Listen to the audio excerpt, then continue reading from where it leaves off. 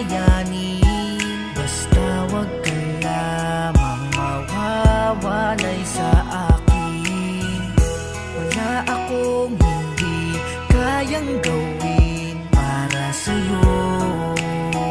Mahal ko, wag mo lang akong Isang taon pa ang lumipas, lalo pa akong nagsipag. Halos sunog na ang aking balat. Sa kakabilad, gabundok man ng buhangin. Buong loob kong papalahin, sa pag-asang balang araw din tayo'y pagpapalain. Ngayon pa na magkakaroon na tayo ng anak, kaya't walang rason upang ako ay maging tamad. Tanging sa inyo lang ako kumukuha ng pag-asa. Gagawin ko lahat sa abot ng aking makakaya. Ngunit isang taon pa ang lumipas nang bigla na lamang tila ba nag-iiba na ang iyong timpla. Ang pinakamasakit, madalas ka ng galit sa tuwing hindi ko mabili yung gusto mong damit. Nagsimula lang lahat yan buhat nung iyong malaman na yung kaibigan